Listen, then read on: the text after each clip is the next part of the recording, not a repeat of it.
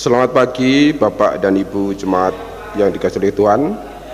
Marilah kita mulai ibadah ini di ibadah minggu kelima bulan kebangsaan.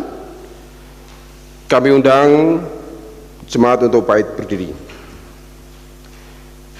Mensyukuri berkat Tuhan pada hari ini di akhir bulan Agustus 2020. Mari kita rayakan bersama penyertaan Tuhan dalam hidup kita dengan penuh sukacita. Marilah kita puji namanya dengan mujikan dari KJ 3. Kami puji dengan riang bait 1 dan 4.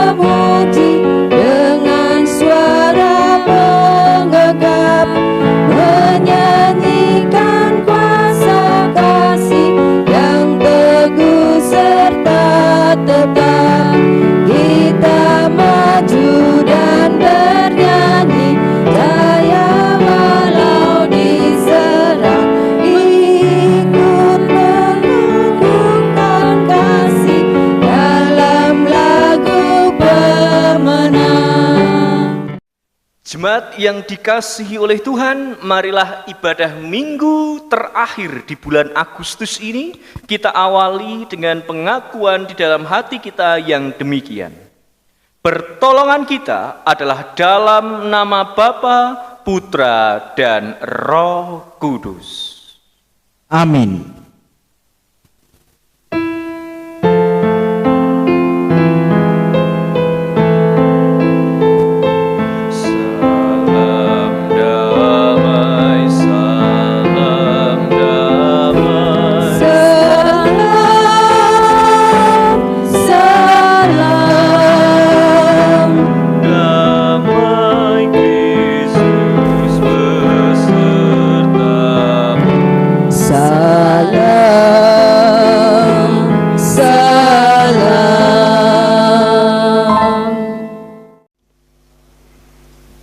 Jemaat dipersilakan duduk.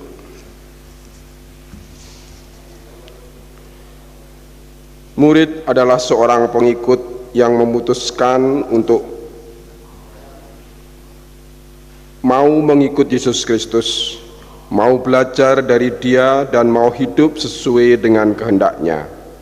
Pemuridan adalah suatu proses untuk menjadi seorang murid yang bertumbuh semakin serupa dengan Kristus, memiliki keberanian untuk dilatih supaya dapat menjadi serupa dengan Kristus. Marilah kita pujikan KJ 415, Gembala Baik Bersulingkan Merdu, bait 1 dan 3.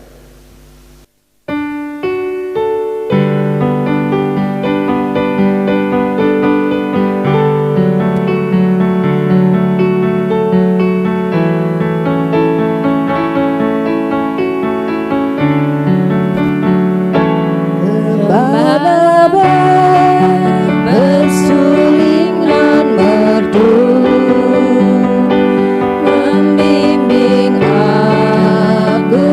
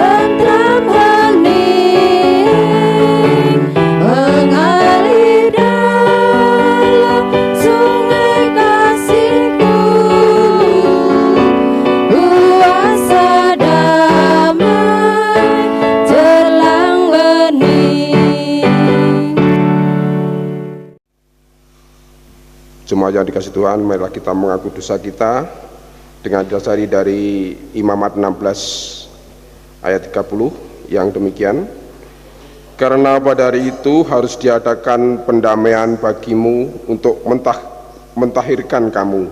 Kamu akan ditahirkan dari segala dosamu di hadapan Tuhan. Marilah kita berdoa secara pribadi.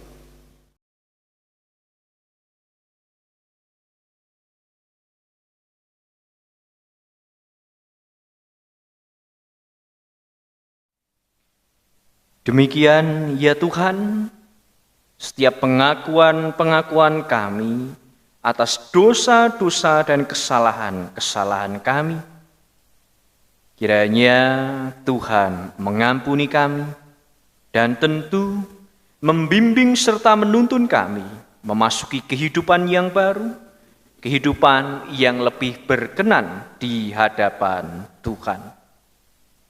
Di dalam nama Tuhan Yesus Kristus, kami berdoa dan memohon ampun. Amin. Jemaat, kami undang berdiri. Berita anugerah dari Tuhan diambil dari Mazmur 86 ayat 5 yang demikian. Sebab Engkau, ya Tuhan, baik dan suka mengampuni dan berlimpah kasih setia bagi semua orang yang berseru kepadamu. Syukur kepada Allah. Mari kita nyanyikan nyanyian kesanggupan kita, yaitu pujian bukan sembarang pekerja.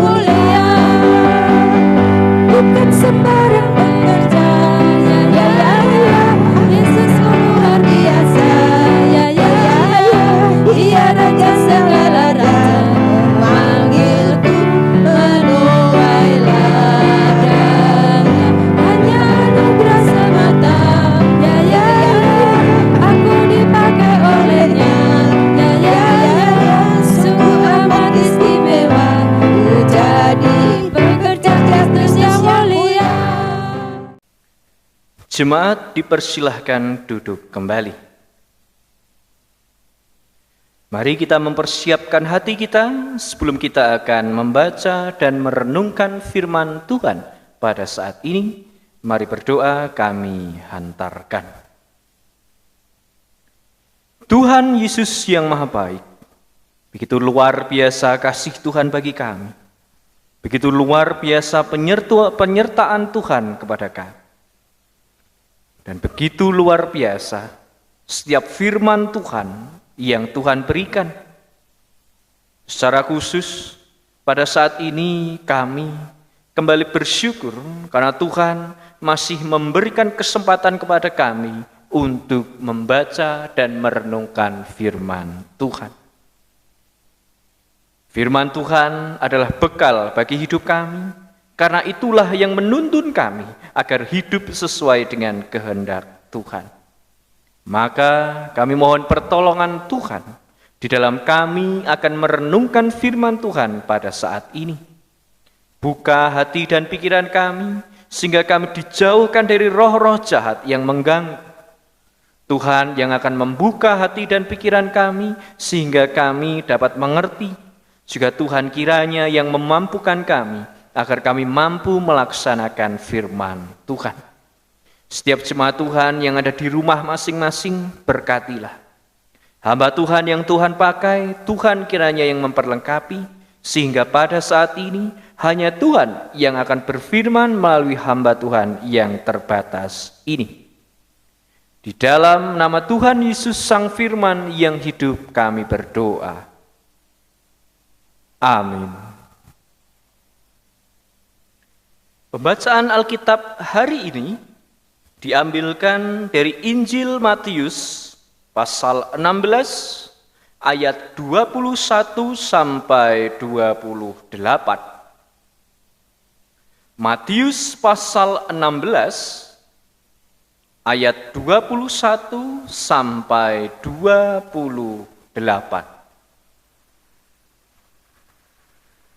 Akan saya bacakan yang beginilah firman Tuhan.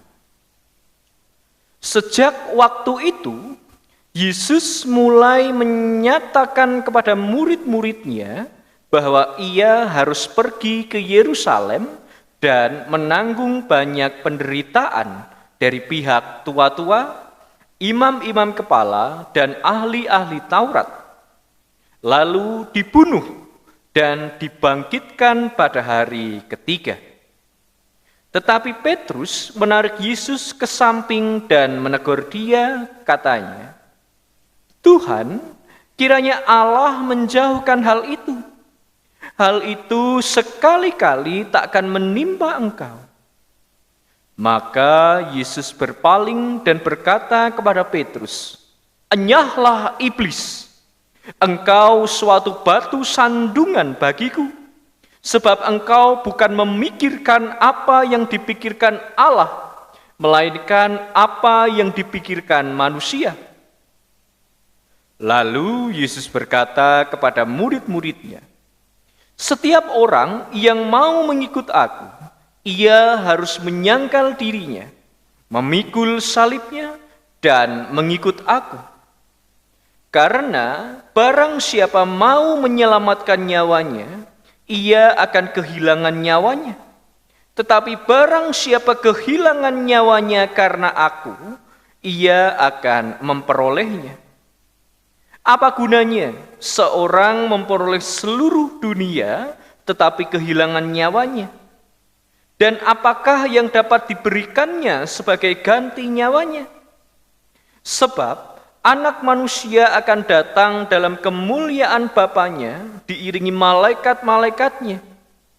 Pada waktu itu, ia akan membalas setiap orang menurut perbuatannya. Aku berkata kepadamu, sesungguhnya di antara orang yang hadir di sini, ada yang tidak akan mati sebelum mereka melihat Anak Manusia datang sebagai Raja dalam kerajaannya. Demikianlah pembacaan kita. Yang berbahagia adalah orang yang mendengarkan sabda Tuhan serta yang tekun melaksanakannya. Haleluya.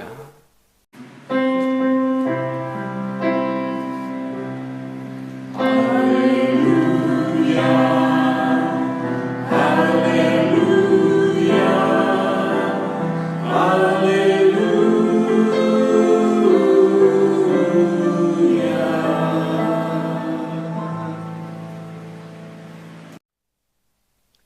Shalom Bapak Ibu yang dikasihi oleh Tuhan. Bagaimana kabar hari ini? Sudahkah kita melakukan kehendak-kehendak Tuhan di dalam kehidupan kita? Kalau kita mau mengingat di dalam perjalanan hidup kita, sudah berapa kali kita mendengarkan khotbah?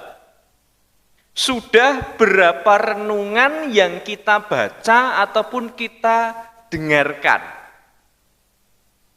Lalu, apakah itu sudah membawa kita ke dalam perubahan-perubahan hidup yang tentunya perubahan itu memasuki sebuah kehidupan yang baru?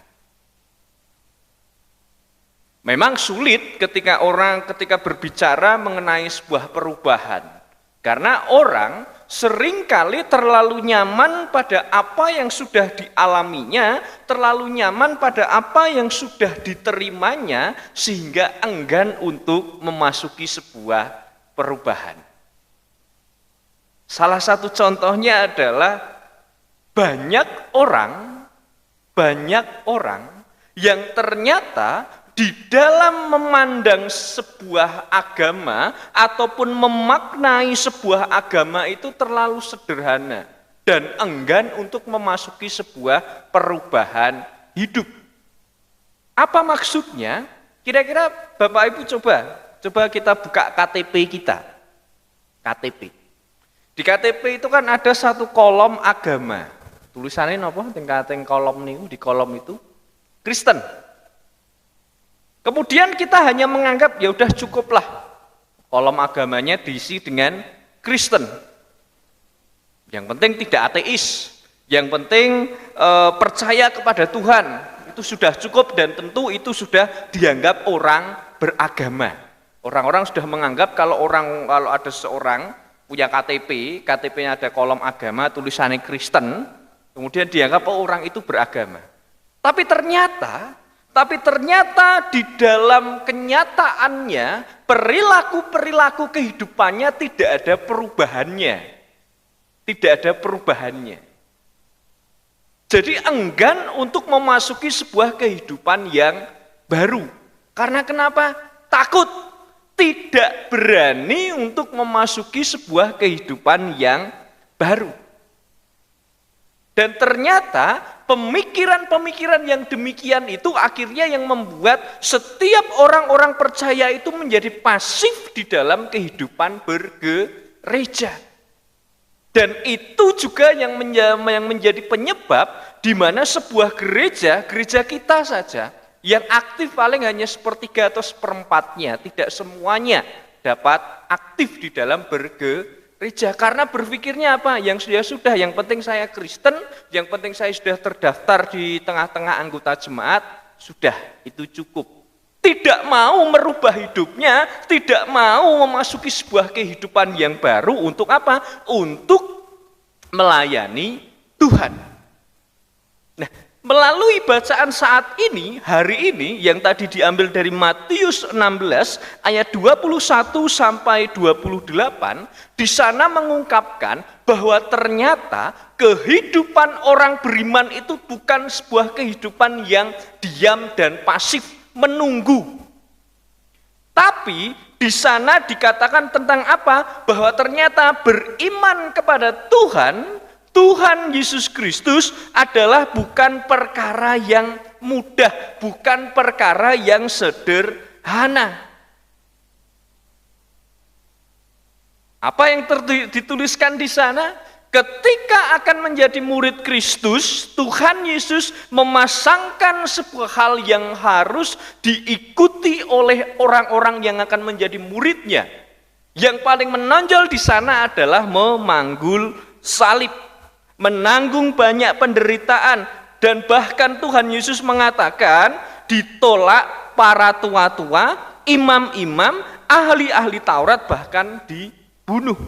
Itu sang guru kita, yaitu Tuhan Yesus Kristus. Namun sepertinya kita itu banyak yang menjadi Petrus-Petrus pada masa kini. Apa? Nyalinya tempe. Ketika mendengar hal itu, seperti Petrus di dalam ayatnya yang ke-22 dikatakan, di sana kemudian Petrus menarik Yesus. menarik Yesus dan kemudian nyalinya menjadi ciut. Karena kenapa? Menurut Petrus untuk menjadi murid-murid Kristus atau pengikut Kristus seharusnya tidak sulit itulah. Apa benar demikian? Apa benar menjadi murid Kristus itu tidak sesulit itu? Tapi apa yang menjadi tanggapan Tuhan Yesus Kristus dalam ayat 23? Enyahlah iblis. Itu kan sebuah hardikan. Yesus tidak setuju dengan apa yang disampaikan oleh Petrus. Berarti apa? Berarti setiap orang yang akan ataupun yang menjadi murid Kristus tidak sesederhana itu ketika menjadi murid-murid Kristus. Tuhan Yesus menegur Petrus dengan lebih keras. Tuhan Yesus mengingatkan dia. Padahal kalau kita lihat dalam konteksnya, kalau kita lihat dalam perikop sebelumnya, di sana judul perikopnya apa Bapak Ibu? Dari Matius 16 ayat 13 sampai 20, pengakuan Petrus. Jelas sekali bahwa di dalam perikop sebelumnya, dalam ayat yang ke-16, Simon Petrus menjawab, engkau adalah Mesias Allah yang hidup. Tapi ternyata pengakuan itu hanya sebatas pengakuan belaka. Minggu lalu saya sudah menyampaikan khotbah bahwa pengakuan itu harus diwujudkan dalam tindakan nyata. Tapi Petrus dalam hal ini, bahkan Tuhan Yesus meneguhkan Petrus dalam ayat 18 sebagai si batu karang, tapi nyalinya tempe. Nyalinya ciut ketika mendengar bahwa menjadi murid Kristus itu tidaklah mudah. Di dalam konteks Alkitab, Bapak Ibu Saudara yang dikasihi oleh Tuhan, ternyata yang namanya murid, ya, yang namanya murid itu bukan saja orang-orang yang kemudian belajar. Dalam pengertian Alkitab, yang namanya murid itu bukan sebatas orang-orang yang belajar, tapi apa? Yaitu juga orang-orang yang menjadi pengikut atau menurut atau mengikuti dan mengabdikan dirinya kepada sang guru atau pembimbingnya.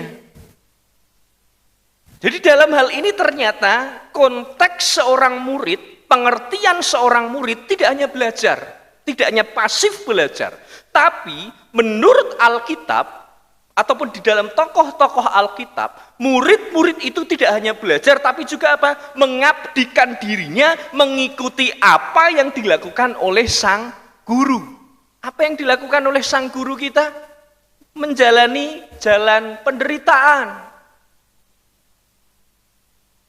Apa kemudian kita akan bersedia menjalani itu? Di mana bahasa yang disampaikan Yesus adalah memanggul salib. Tuhan Yesus itu memanggul salib. Atau kita menjadi Petrus-Petrus masa kini, yang nyalinya ciut, dan malah dihardik oleh Tuhan Yesus Kristus, enyahlah iblis, karena pikiranmu tidak sesuai dengan pikiran manusia. Paling tidak kita bisa mendefinisikan dua salib yang harus dipikul oleh setiap orang percaya. Dan saya sampaikan dulu bahwa salib yang disampaikan oleh Tuhan Yesus di dalam perikop kita itu tidak menunjuk pada salib Kristus ya Bapak Ibu. Tapi adalah salib setiap orang-orang yang akan ataupun menyediakan diri ataupun menerima Tuhan Yesus Kristus. Paling gampang nggih dadi wong Kristen. Salib setiap orang-orang Kristen. Jadi ini tidak hanya sebatas mengakui, tapi bersediakah kita memanggul salib. Yang pertama, salib yang harus dipanggul oleh orang Kristen adalah tentang apa? Menyangkal diri. Siapa di sini yang sudah menyangkal diri? Atau dalam bahasa lain, dalam Alkitab terjemahan bahasa Indonesia masa kini, tidak mementingkan dirinya sendiri. Tidak mementingkan dirinya sendiri. Tapi apa? Tapi benar-benar mementingkan apa yang menjadi kehendak Allah terjadi di dalam kehidupan kita. Jadi dalam hal ini menyangkal diri adalah tidak menempatkan diri sebagai pusat. Nah, terkadang orang itu kan, yang penting pendapatku yang ditompo. Yang penting ini saya dulu, orang lain tidak usah. Jadi menyangkal diri itu adalah berani mengatakan tidak pada hal-hal yang kita sukai. Tentu hal-hal tersebut tidak berkenan di hadapan Tuhan, tapi kita itu malah suka. Salah satunya apa? Minggu lalu saya menyampaikan apa? Kita itu sering ngapusi. Berbohong kepada Tuhan, kelihatannya alim tapi di belakangnya kita melakukan melakukan hal-hal yang tidak sesuai dengan kehendak Tuhan. Lah niku kita itu malah terkadang itu suka. Lah kita harus berani mengatakan tidak. Dengan apa? Ya kita jujur kepada Tuhan. Kita mengatakan ataupun kita melakukan apa adanya di hadapan Tuhan. Beranikah kita menyangkal diri? Mengatakan tidak ataupun menghilangkan zona nyaman di dalam hidup kita sehingga kita berani untuk berubah, berani memasuki kehidupan yang baru dan berani memanggul salib kita, yaitu menyangkal diri. Lalu memanggul salib yang kedua terdapat ayat di dalam ayat ke-25 yang intinya orang Kristen memanggul salib dalam hal apa? Harus berani atau bersedia kehilangan hidupnya demi Sang Kristus. Maksudnya apa kira-kira ini? Kadang kalau kita berbicara tentang nyawa atau jiwa, kita hanya berpikir, oh mati, berhenti bernafas. Mati, berhenti bernafas. Tapi tidak begitu. Maksudnya adalah, kalau kita berani memanggul salib dalam hal ini, yaitu mematikan kehidupan kita yang lama, kehidupan kita yang penuh angku, dengki, dan yang lain sebagainya, kita malah akan mendapatkan kehidupan kekal. Tapi kalau kita mempertahankan kehidupan lama kita, kalau bahasa saya minggu lalu, baju kita yang lama itu, ageman kita yang lama itu masih dipertahankan, ya kita tidak akan mendapatkan kehidupan kekal dari Tuhan. Nah, monggo mau pilih yang mana? Tapi Tuhan di sini sudah mengatakan jangan sampai kita mempertahankan kehidupan lama kita, tapi malah kehilangan kehidupan yang kekal dari Tuhan. Nah, Bapak Ibu Saudara yang dikasihi oleh Tuhan, jelas sekali. Hari ini Tuhan Allah memberi pesan kepada kita. Tentang apa? Sebuah keberanian yang harus dimiliki oleh setiap orang Kristen. Tidak hanya mengakui. Kalau minggu lalu saya mengatakan harus berani mengakui dan berani bertindak. Nah, tindakannya apa? Saat ini adalah kita diminta untuk berani memikul salib, berani menyangkal diri, berani mengatakan tidak, berani memasuki sebuah perubahan di dalam kehidupan kita, dan berani mematikan kehidupan lama kita. Kehidupan yang penuh iri, dengki, tidak mau mengampuni, bahkan banyak orang yang masih tidak mau mengampuni. Bahkan misal di dalam satu wilayah pun di gereja kita juga masih banyak. Tidak mau mengampuni, tidak mau saling menerima. Kalau satu berangkat PA, orang yang tidak disukai berangkat, karena tidak mau mengampuni, tidak berangkat PA. Yang satu berangkat karena orang itu yang tidak disukai, wah ora mangkat aku ora seneng karo wong kae. Apakah itu wujud mengampuni? Apakah itu wujud kita itu menyangkal diri? Nah, ini yang saya sampaikan. Kita belum berani untuk memasuki kehidupan yang baru. Bahkan kita belum berani mematikan kehidupan lama kita. Ageman ingkang lami menika dereng dipun tilar. Masih dipakai. Jadi kita masih berbohong kalau begitu kepada Tuhan. Jadi mari Bapak Ibu yang dikasihi oleh Tuhan, kita memasuki kehidupan yang baru. Dan kita harus menyadari, sudahkah kita menyangkal diri? Dengan tidak mementingkan ego kita. Bukan kudu aku, tapi menerima orang lain, mengampuni orang lain. Sudahkah kita berani kehilangan kehidupan yang lama kita? Yang dulu angkuh tidak mau mengampuni, kemudian memasuki kehidupan yang baru. Mau mengampuni dan yang lain sebagainya. Mari kita menjadi pengikut Tuhan Yesus Kristus yang memang penuh dengan keberanian. Keberanian untuk apa? Berani untuk memikul salib. Kita harus percaya bahwa iman kita, iman yang didasari dengan kebenaran akan menjadikan kita berkenan di hadapan Tuhan. Mari kita semakin berani dan kita jangan sampai berbohong terus di hadapan Tuhan. Tuhan memberkati kita. Amin.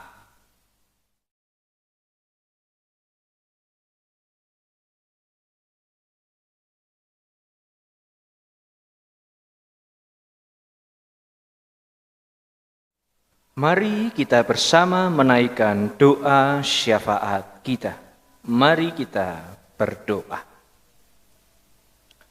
Tuhan Allah Bapa kami yang ada di dalam kerajaan surga yang maha mulia.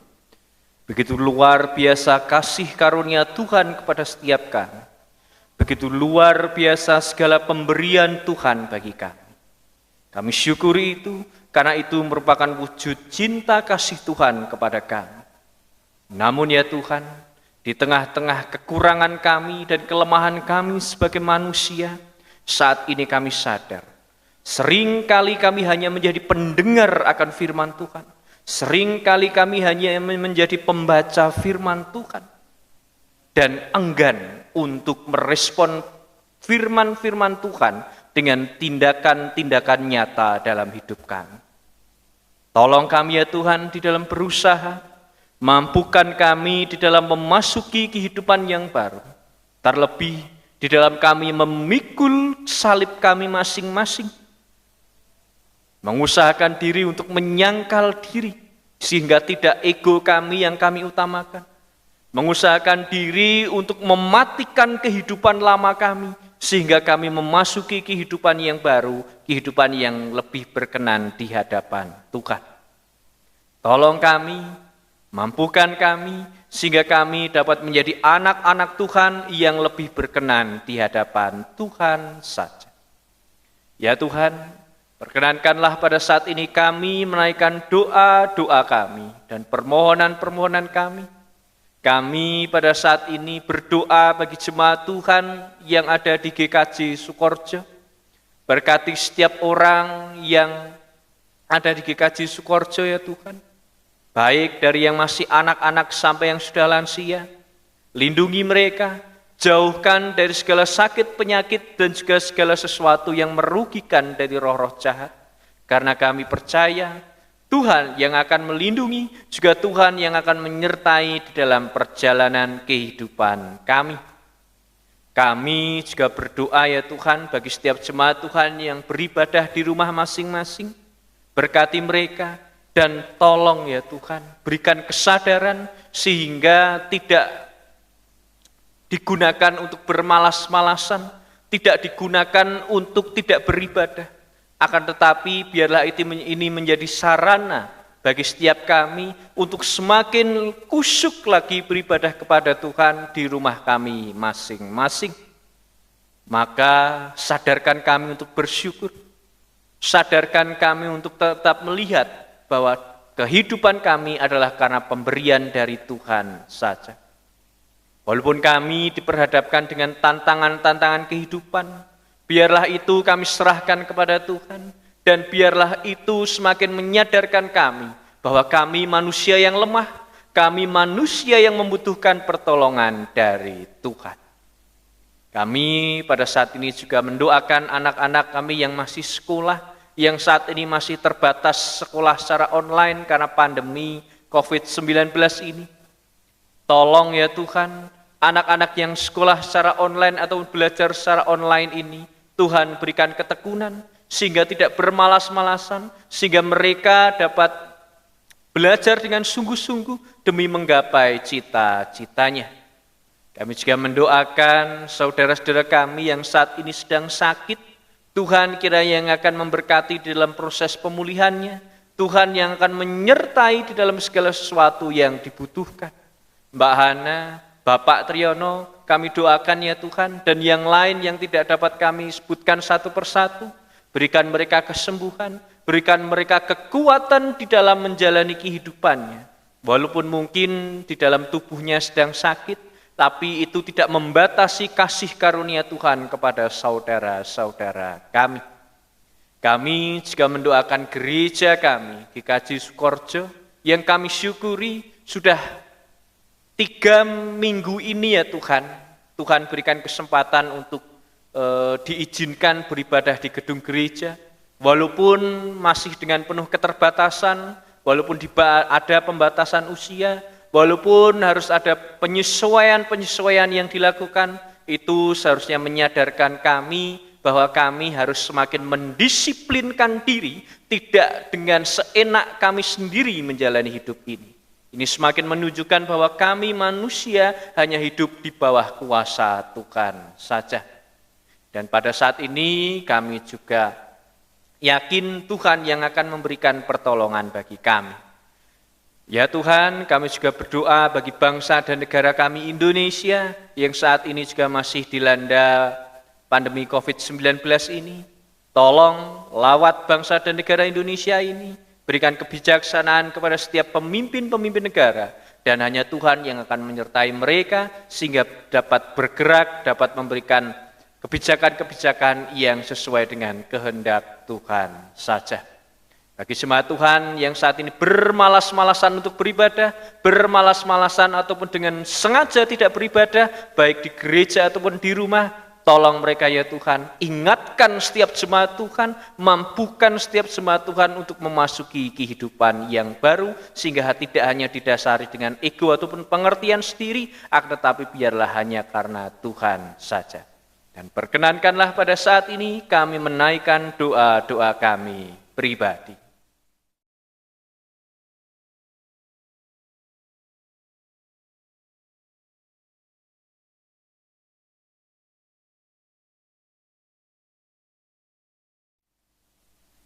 Demikian ya Tuhan, setiap doa dan permohonan kami serahkan kepada Tuhan, dan kami yakin Tuhan yang akan berkarya di dalam hidup kami.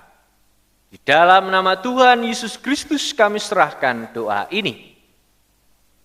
Amin. Bapak, Ibu, Saudara yang terkasih dalam Tuhan, mari kita bersama-sama bangkit berdiri. Bersama dengan jemaat Tuhan di segala abad dan tempat, mari kita bersama-sama meriwayatkan iman rasuli bersama-sama demikian. Aku percaya kepada Allah Bapa yang Maha Kuasa, Khalik langit dan bumi, dan kepada Yesus Kristus anaknya yang tunggal Tuhan kita, yang dikandung daripada Roh Kudus, lahir dari anak darah Maria, yang menderita di bawah pemerintahan Pontius Pilatus, disalibkan, mati dan dikuburkan, turun ke dalam kerajaan maut. Pada hari yang ketiga bangkit pula dari antara orang mati, naik ke surga, duduk di sebelah kanan Allah Bapa yang Maha Kuasa, dan akan datang dari sana untuk menghakimi orang yang hidup dan yang mati. Aku percaya kepada Roh Kudus, gereja yang kudus dan am, persekutuan orang kudus, pengampunan dosa, kebangkitan daging, dan hidup yang kekal. Jemaat dipersilahkan duduk kembali. Bapak, Ibu, Saudara yang terkasih, tiba saatnya kita akan memberikan persembahan. Untuk mendasari persembahan ini, mari kita membaca 1 Tesalonika 5 ayat 18 yang demikian. Mengucap syukurlah dalam segala hal, sebab itulah yang dikehendaki Allah di dalam Kristus Yesus bagi kamu. Mari kita berikan persembahan kepada Tuhan dengan kita memujikan NKB 199 bait yang pertama hingga 2 sampai ketiga.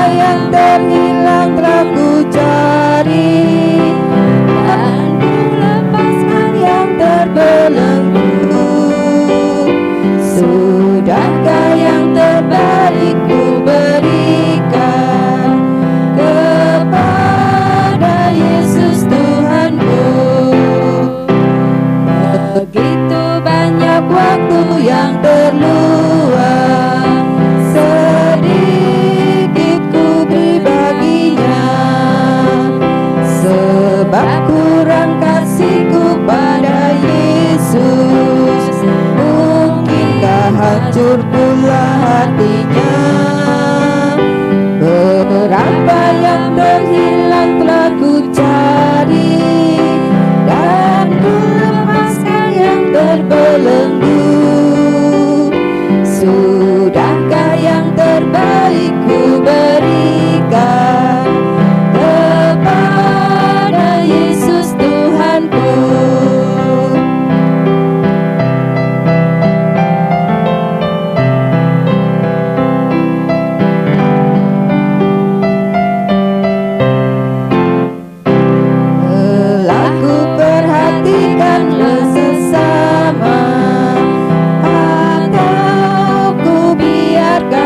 berikan. Ku patut menghantarnya pada Kristus, dan kasih Tuhan harus ku sebar. Berapa yang terhilang telah ku cari, dan ku lepaskan yang terbelenggu. Sudahkah yang terbaik ku berikan kepada Yesus Tuhanku? Jemaat, mari kita bersama-sama bangkit berdiri, kita haturkan persembahan kepada Tuhan di dalam doa. Bapa yang Maha Agung, kembali kami menghampiri tahta-Mu Tuhan, mengaturkan syukur kami telah mendapatkan taburan firman-Mu. Untuk itulah Bapa, persembahan ini kami haturkan di dalam Engkau, baik itu persembahan bulanan, persembahan mingguan, dan persembahan yang lainnya. Bila Engkau kuduskan, dan terlebih itu Bapa, ajilah kami untuk memberikan yang terbaik persembahan kepadamu, yaitu tubuh jiwa kami, baik di tengah gereja maupun di masyarakat. Demikian Tuhan, persembahan ini kami serahkan dalam tangan kuasa-Mu. Berkati juga hamba-Mu yang Kau pakai untuk merawatnya, dan biarlah untuk kemuliaan nama-Mu saja. Demikian Bapa, doa seru kami ini seperti Engkau yang telah mengajarkan doa Bapa kami, demikian.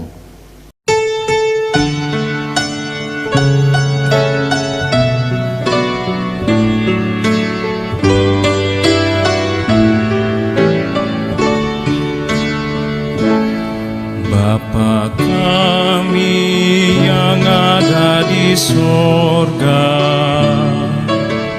dikuduskanlah nama-Mu, datanglah kerajaan-Mu, jadilah kehendak-Mu di bumi seperti di surga.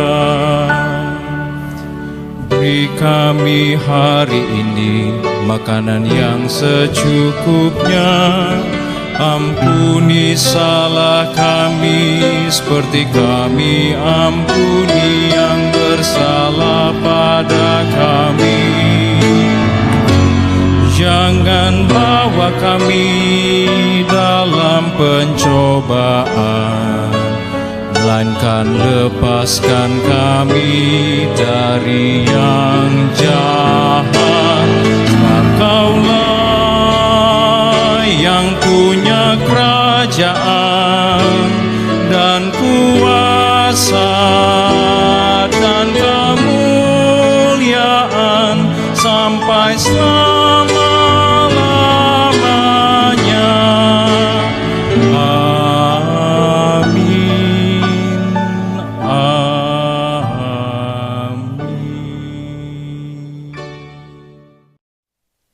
Jemaat yang dikasihi oleh Tuhan, arahkanlah hatimu kepada Tuhan. Kami mengarahkan hati kepada Tuhan. Jadilah saksi Kristus. Syukur kepada Allah. Terpujilah Tuhan Kini dan selamanya. dan terimalah berkat Tuhan. Tuhan memberkati saudara dan melindungi saudara. Tuhan menyinari saudara dengan wajah-Nya dan memberi saudara kasih karunia. Tuhan menghadapkan wajah-Nya kepada saudara dan memberi saudara damai sejahtera. Amin.